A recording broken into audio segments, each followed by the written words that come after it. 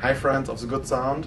Yeah, my name is Florian Ernst from the Audiophile Path, and actually I'm at the high end 2023, and yeah, we are here at the channel of Howard Kneller, the listening chair, and yeah, at this moment we are at Audio Group Denmark, and I'm here with Michael Børresen. Nice to meet you. Nice to meet you too, Florian. And it's a pleasure to me, being here in your room, and always, come on. Your rooms here are so amazing. Okay, and you're also showing your new M3 flagship speaker, right? This is the M3, yes. So this is now the bigger model to the M1, right? This is the bigger model to the M1, and outside the door we have also just unveiled on this show the M6, which is taller than this and features some of the same technology. Yeah, okay, really, really great. So maybe could you tell us a bit about the specs and about the development of the speaker, because it's really great looking. Yeah, of course you always have an outside design, but what really defines this is what the internal parts are. We have very special speaker drivers with zirconium baskets. We have iron-free motor system on that driver with rings of silver as pole rings. So there's half a kilo of silver in a driver. There's a zirconium basket, which is extraordinary. But of course, if you look at from the outside, put half a kilo of silver in a driver, ask yourself, why do you want to do that? But we have this iron-free motor system where we compress the flux rather than conduct it in iron. So we're taking all iron out and use 4 neodymium, 2 north poles pushed together on the outside and 2 south poles pushed together on the inside, and that creates a flux field that is strong and forceful, but it could actually play with the air because there's repellent. Yeah, okay. But when you put a copper ring or silver ring, those acts like a flux locking the flux at the static level. So even if you have the voice coil, which in itself is a small dynamic electromagnet with changing polarity, this cannot blend in because the lower the impedance is in these rings, the better they lock the flux. Yeah, okay. And that leads to lower induction in the driver. Yeah, okay, of course. So putting silver in the driver, in normal terms, half a kilo is a lot, but it makes sense here if you want to make the best of the best. You have a half kilo of silver per chassis. Per chassis, yeah. So there's 2 kilos per speaker. Yeah. Okay, guys. Membranes are carbon. It's a Formula 1 technology. It's carbon, spread toe carbon, honeycomb, spread toe carbon. And on top of that, there's a 4/100th millimeter thick skin from titanium. And this skin has then been bombarded in DLC and pure tantalum and pure zirconium. And I really love your passion. Amazing. I mean, if you want to push the barrier of what's possible, you need to apply these processes. You need to apply these technologies, because a speaker driver is still a speaker driver. And 100 years ago it was invented by Peter Jensen, and the basic structure has not changed. Yeah. Okay. Here the structure is different. It's, I don't know, it's a 2.5-way design or 3-way design? It's a 2.5-way design, and when you do speakers and you try to make a 3-way, they sound 3-way. Yeah. And the reason is you cannot make a crossover without making phase shifts. So if you put electrical phase shift onto the driver and you try to make something flat, it may be measuring flat, but it sounds detached from each other because the phase is actually changing. So here we have a 2.5-way, and then we mechanically or acoustically make a cabinet where the load increases as you go down in frequency, and that means that the impedance rises a little bit on the driver, so it doesn't take so much power from the amplifier, and by that way it rolls off itself in the bottom, so it doesn't overload or bottom out or whatever. That's clever. Because we make our own drivers, because we have so low inductance, because we have this fantastic ribbon tweeter with a very, very low mass, we don't have any resonance peak, so we can use a serial crossover. Yeah, okay. People with dome tweeters cannot do that, because when they have this impedance peak, where they have the mechanical resonance or of the dome tweeter, Yeah. it would take too much energy. Yeah, of course. So here, because it's so flat, we can make a serial crossover. Okay, great. And when we have seen we do the different types of a parallel and a serial, it seems like under dynamic aspects, the position of instruments, the soundstage, is more stable with the serial crossover. Last but not least, a few words about the ribbon tweeter. Yeah, the ribbon tweeter is an array of N52 magnets on a very, very thick steel plate. Yeah. And the membrane suspended in front of that is very thin. It's 11 microns and weigh about 1/100th of a gram. Yeah. So it's extremely light, and because of that, it cannot store energy. Yeah, of course. And when something cannot store energy, it don't have any resonances built in, so it has absolutely no tone.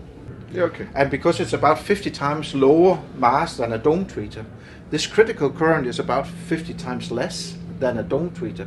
So this one has the ability of making resolution that a dome tweeter of any kind, whether it's a ceramic or a diamond or whatever you call that, simply has not the capability of doing. And yeah, Lars, come on, join us. Because let's talk about the tuning of the speakers. And because I already heard you are the man when it's going about the answer stuff. Yeah. And about tuning, resonance tuning, and so on, right? Yeah, Michael and I agree that any material which is used in a speaker, in a cable, in an amplifier, you hear it. And it's for sure that alloys we like gold. I don't know anyone who don't like gold. I like gold. Yeah, we love carbon in any form, and especially when it's a diamond. We love silver, we love copper, and there's certain wooden materials we love. Yeah, okay, good. But there are also materials we don't like. Have you ever seen any musical instrument made in aluminium? No. No. So when we look at a speaker like this, or even on our cables, we try our very best to use as little aluminium as possible. There's aluminium here on the cooling fins and on the sides. Yeah, of course. But internally, the chassis is a copper chassis. And then it has a layer of compact laminate, and the top and the bottom is titanium. Titanium. Titanium. How many kilograms or how much titanium is in one amp? Because they look really heavy. They are really heavy. The most heavy part is the copper, because these copper sides are quite heavy. I think each of these plates weigh 8 kilos, so there's a lot. I think amplifier weight is like 50 kilos each. So there's and most of that is the compact laminate, the titanium and the copper weight. Yeah, but titanium is a light material. It's just extremely strong. Yeah, that's right. So copper is really good around electronics, because as in the speaker, it has this tendency to want to reduce inductance. Yeah. So if you put your output transistors directly on copper, they get lower output impedance. They simply are flatter in the output impedance response curve, so your damping factor stays low. Okay, great. Also through transients, and this is something people really don't put enough attention to, that the mechanical environment around electronics is almost as important as the electronics itself. Yeah, okay. You can make the most brilliant circuit in the world and put it in a shitty box, and it sounds shitty. So actually you have also different models. Which one exactly? This here is a C880, which is a preamp. This is a P880, which is a power amp. Right. And this one, SD880, is a streamer and a DAC built into one. And this one is quite extraordinary, because the technology of making DA conversion in this unit is very different. Here we have used a receiver circuit, the same type that do the oversampling. So when you get a digital signal in the I2 square, and then you oversample that. But what if you continue oversampling? So instead of oversampling 4 or 8 times, you oversample so much you get to 22 megahertz. Then you have a digital signal where the analog signal is embedded in. Yeah. And the idea is then instead of having this pointy process where you go to a switch register and set a value, you can simply low pass filter all the noise away that is now in the megahertz area. So this one has a low pass filter at 100 kilohertz, a pretty flat, actually, first order filter. Yeah. And we get rid of all that noise up there and have a preservation of the analog. Yeah, okay. And the first time we did that, we got a DAC that do like this. Like what vinyl is doing. That plays from below. Yeah. Yeah. So you feel that the energy is building up from the bass rather than from the treble and pointing at you. Yeah. And it's a totally different experience with digital. It's totally different. And I think that this is a sort of like a taking digital and taking streaming to a domain or a level or a place where he has not been before. And yeah, of course, as you can see, it's Flemming Rasmussen. A pleasure for me. Nice to meet you here. Nice to meet you. As I already said, you were the founder of Griffin, right? Correct, yeah, some 30 years ago. I retired from Griffin some 3-4 years ago for health reasons. Basically, I had a problem with my hearing, so I lost, the joy of listening to music. Oh, okay.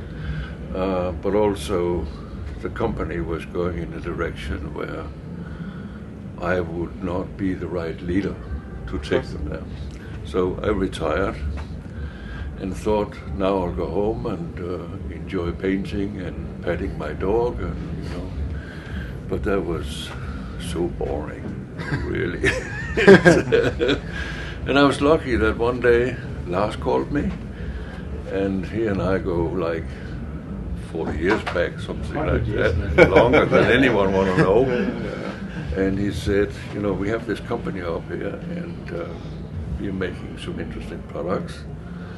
We would like you to come up and play with us. And so I did. And I'm very happy to help them. People often ask me in interviews, what is your best design? And I always tell them, I haven't made it yet, but I'll make it for the audio group. We live in the same city, so we meet for coffees. And Flemming has this tiny book. So Lars may call Flemming one day and say, we need to work on something in that direction. And then we have a coffee, and Flemming takes out his book. I hate this idea, I have this idea, I have this idea. And then what happens is I go home and I make some sketches of that in my CAD system. And pretty soon we have something realistic looking. Yeah. And then we start talking about the details, how to make it work as a whole. That was how this was created, and this one was created the same way. I mean, we look at things, look at details. What can we carry over from the old and put into the new, and how can we put touches on? Yeah, okay, really great. So that's the story about Audio Group Denmark. Yeah, it's great. Yeah, thanks. It was a pleasure for me. Yeah, welcome. Yeah, you're welcome. Thank you. And so I wish you a great show. Thank you. And thanks for your time.